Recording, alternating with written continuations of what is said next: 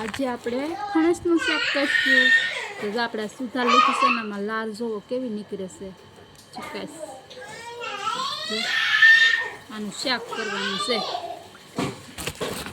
આપણે ગોળ સકેડા કરી લીધા છે. પછી આને સારું કરી નાખીશું આપણે.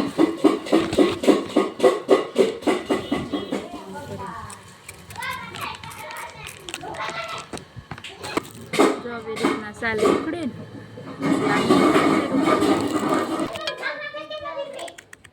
બહુ કઠણ હોય એટલે વાર લાગે સાલ ઉતારતા હો. જાડી સાલ ઉતારવાની આપણામાંથી એટલે આવી રીતના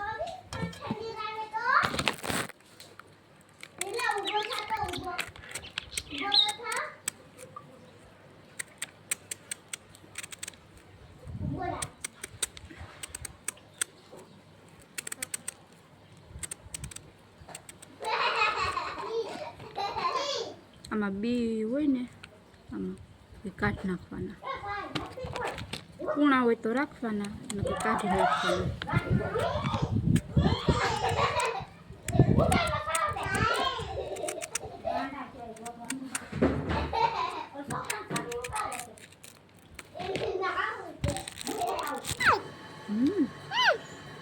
આમ સુધારવાનું આમ કરી ભાઈ.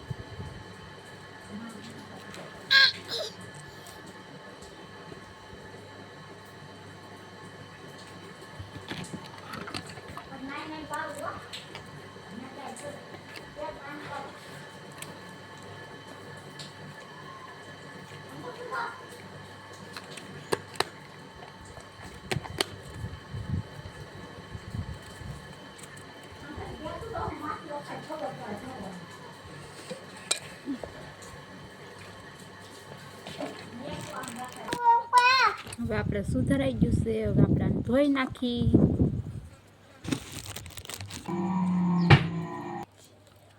જો હવે છે ને આપણે ડુંગળી સુધાર લઈ.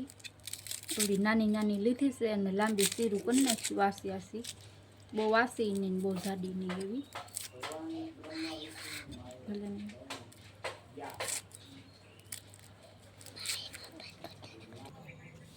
જો આપણે છે ને ડુંગળી સુધારી લીધી છે. મસ્તની લાંબી લાંબી જો સીરું કરી લેવાની છે તમારે પણ. પછી જો આમાં છે ને મસાલો બધો તમને બતાવું. જો આ મસાલો બધો કર્યો છે ત્યારે અને ખાંડવાનો છે. જો આમાં લાલ હુકેલા મરચાં, લીલા મરચાં, પછી આદુ, પછી લસણ, પછી આ ધાણા અને જીરું સૂકેલું અને લીલું લસણ ને સૂકેલું લસણ ને એવું બધું કર્યું છે આપણે ત્યાર. અને હવે છે ને આપણે જામ વઘારવાનો મસાલો લઈ લીધો છે. એટલે આમાંય પણ જો આવું છે. અને વઘારણી અને રાઈ તમારે નાખવી તો નાખવાની, નકર ન નાખવું તોય હાલે. અને જો આપણું આ ફણસ ધોઈ લીધું છે 2-3 પાણી. એટલે થોડુંક શીર વયો જાય કે નહીં તો મસ્ત શીર વયો ગયો છે. નસલનું થઈ ગયું છે જો આપણે ફણસ. હવે આપણે ફણસનું શાક વઘારવા માટે 5 પાવરા તેલ નાખવાનું છે. હવે જો આપણે આ બધું છે ને મસાલો લીધો હતો ને એ ખાંડી નાખીશું. ખાંડડીમાં નાખીને પછી નાખવા થાય ને. જો હવે આપણે મસાલો નાખી દઈએ.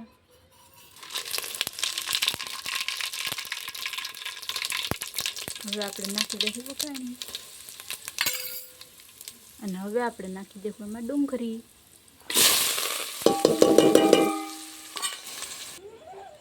હવે આપણે ટમેટા સુધાર લેવું.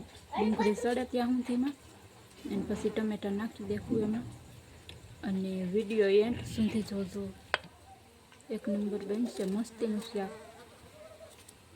અને ફણસનું તમે કઈ બનાવો છો, તમે કેવી રીતના બનાવો છો કોમેન્ટ કરીને કહેજો.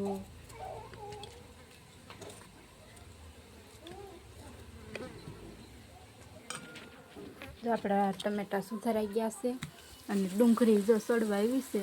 સડી જ ગઈ છે આમ તો. અને હવે આપણે ટમેટા નાખી દઈએ.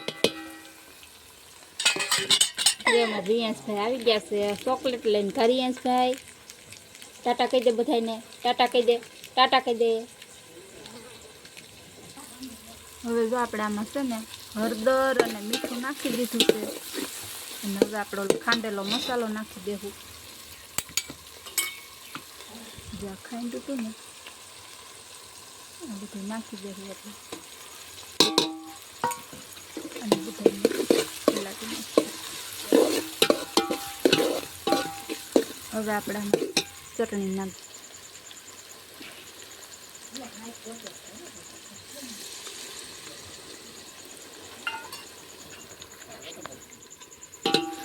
આપણે ચટણી નાખી દીધી, પાકી ગયું એટલે ચટણીને ઘડીક પાકવા દે ને પછી નાખી દેવું.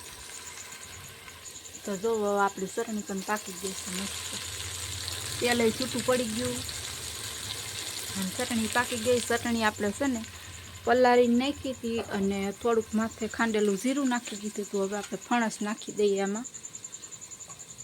જો આમાં ફણસ નાખી દઈએ હવે આપણે.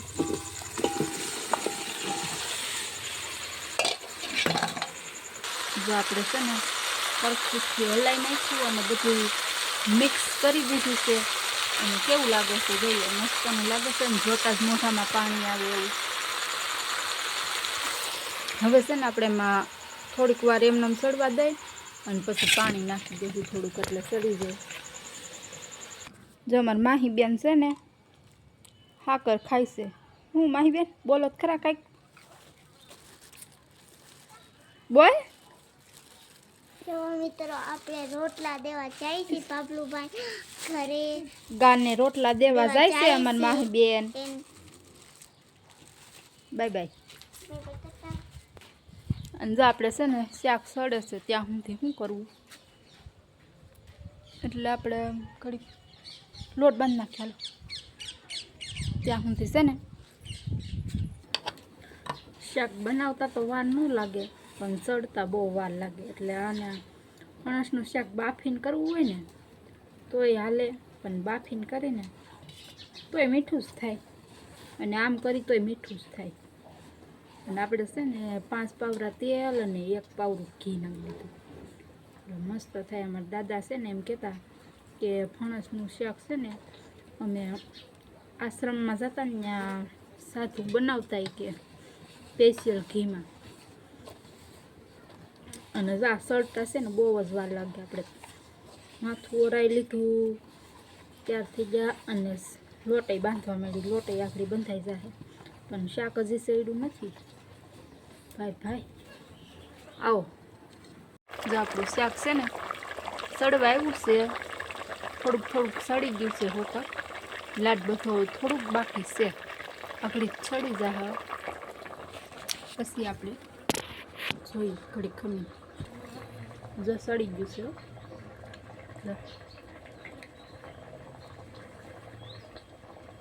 બન્યું છે સારું, હજી ઘડીક સડવા દઈએ આપણે.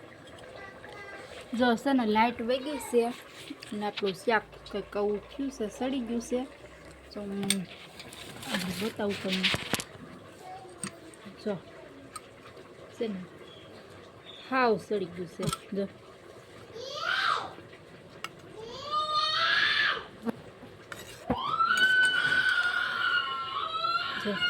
હાવ સડી ગયું છે.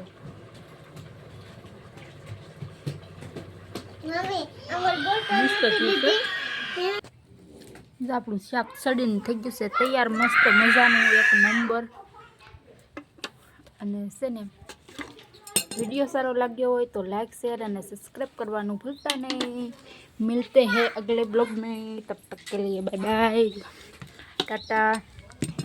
અને જો લાઇટ વહી ગઈ એટલે અંધારામાં તમને જેવું દેખાણું હોય એવું. તો જય માતાજી બધાને મિત્રો, બાય બાય.